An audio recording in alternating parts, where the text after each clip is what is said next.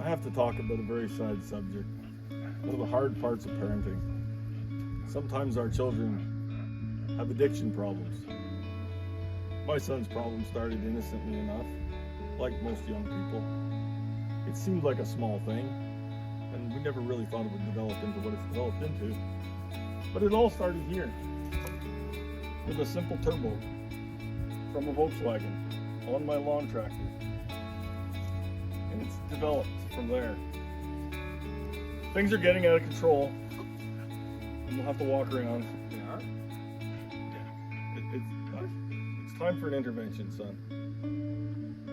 I was just looking at a turbo. For what? My dump truck. I got rid of my other turbo, so I was going to put two. So do you mean now you've started supplying other people to facilitate your bad habit? Now that you mention it, I think I've been... You're a dealer now. I'm a dealer of boost and freedom. It all started innocently enough. And it moved on to other things. I guess the next project was this. The next project was the one that doesn't have an engine. Why doesn't it have an engine, son? Because it had twin turbos, Dad. Very nice. The first thing we had to do was screw up a perfectly good race car with twin turbos.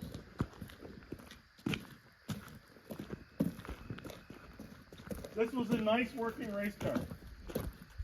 Beautiful working race car. Went in just round after round after round. Then we had to do this. So this was a much larger addiction. We had to go to two, and really big ones.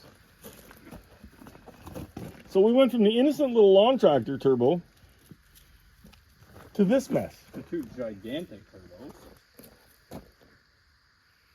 Then we went to the OBS truck with the turbo and blew that out. Yes? And then you had to turbocharge the dump truck. Yes. And then you had to turbocharge the 56 Chevy. Oh no, I didn't turbocharge it. I twin turbo. So you have multiple addictions. I have many addictions that follow me. So this is, it's just, everything has to have a damn turbo. So maybe we could rename the shop something along the lines of Boost Factory or something. You want me to wear a dress at the same time?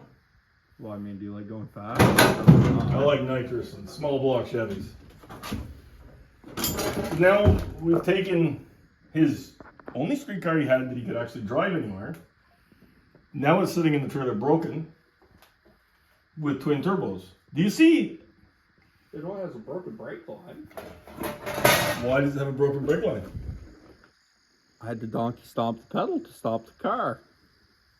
Because I was going quickly. let's examine the problem we have here. Why were you going quickly? Because I like to go quickly at the racetrack. What facilitated the quick motion? DLS, fuel injection. Ah, yeah, so many problems. Or was it the turbos? Or? You need therapy. So, and this is all we can show you because he's destroyed all the other vehicles that had turbos. So now we have to talk about him becoming a dealer Well, the dealer part. and causing addictions for other people. Right. So, well, I don't know, would our cameraman like to speak on the subject of somebody becoming a Boost dealer? Ah, yes, give me the camera. Now it's your So, intervention. Now Here's our next victim of Ty's addiction. Because when you hang around with friends with addictions, You know, it's funny, I actually just wanted a nice small block, NA, nothing more than 450 horse, you know, something nice and moderate, streetable, drive around. And then I got talked into buying 2 turbos from my dealer. And now I can say I have a problem. so have you experienced the thrill that comes with Boost and you had to have some? No, actually, that was before I even experienced it. I thought that maybe I might like to experience it, and then I began to dabble. Yes. Well, gotcha. Yeah. And my dealer really got me hooked after a while. And your dealer's trying to buy more. He's Yeah. working on it as we speak. Well, I am, of course. I have to buy more because I actually dealt mine to another individual. Yeah. Yes, you've now created another addict. Correct. It's shameful.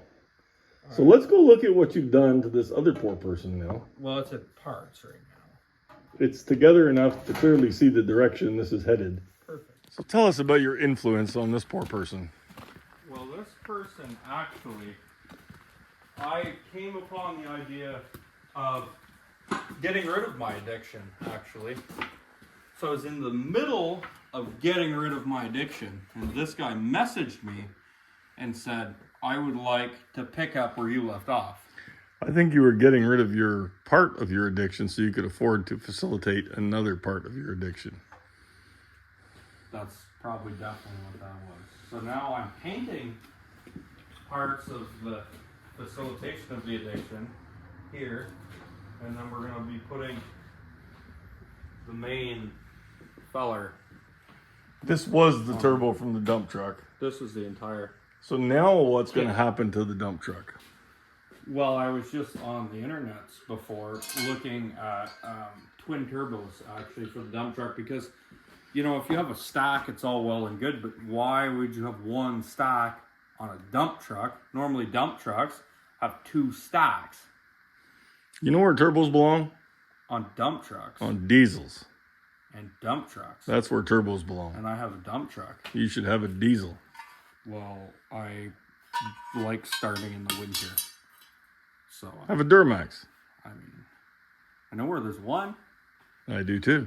I could probably go badger that out of there in a very good hurry, honestly. So, this is how we've devolved. We've devolved into a dealer. No. We've not devolved. We're actually... It's not devolving because it's actually getting larger. It's becoming a larger scale operation. When you get larger in addiction, you are devolving. Right, but it's not... That is not an evolution. It's not so much that I'm devolving, it's just Actually- I'm involving others. He's the dealer, so he's not devolving at all. He's just making his operation bigger. That's correct. That's what he's doing. That's correct. That's what I'm saying. I feel like you just were misspeaking. So let's let everybody comment on this and Am I really devolving? see if, as you enter Five, deeper four, into an five. addiction, are you devolving or evolving? Yeah, it's high for a fact devolving. I think because people on- I don't think I'm devolving. I think people on LSD might actually say that their mind is more open than before. So. That's because they're on LSD and they don't know Sikkim. That's, you know, Kind of hard to argue with that. Isn't it? Well, I'm not thinking I'd hold that up there as there's a... a flip side to every argument, I think. All I'm saying is Boost really worse than LSD? I don't think so. No, I think it's more expensive, probably. So you're justifying your addiction now I'm a because there's dealer- other addictions that are No, worse? No, I'm a dealer of smiles and happiness. Look at me. That's Just look at me. Just look at me. I think there's other dealers that are saying the same thing. Well, they're wrong. I'm correct. I feel like it's time for therapy. We'll see if we can do some Boosto therapy later with this. I'm Okay. gonna need therapy after I get through cutting up that wiring harness and cleaning that pile of junk up. I'm gonna need therapy, big time. This is the problem with having addictions. Addictions create problems. That's a problem. This is a problem. But I mean, in fairness, like my Strato Chief, we're going from a straight 6 to A twin turbo. a twin turbo LS. The only good thing about your Strato Chief is it's going to be carbureted. Yeah, yes, we're getting rid of all those problems because we're simpletons.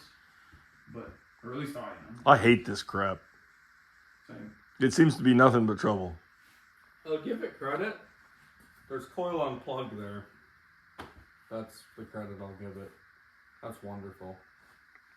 Tuning stock ECUs, not wonderful. I'm not really in love with that Edelbrock ECU and that Nova either. No, that's a piece of junk. I'm trying to shut that fuel correction off, and every time you leave it off for a while, everything comes back on, and it's pig rich again. Yeah. It's That doesn't seem like a good system to me. Oh, there's my cap for my color coding. all right. Let's try and book some therapy somewhere. And perhaps, Jason, before it gets too deep, you should consider your life choices. Yeah, should have got bigger turbos. Cut.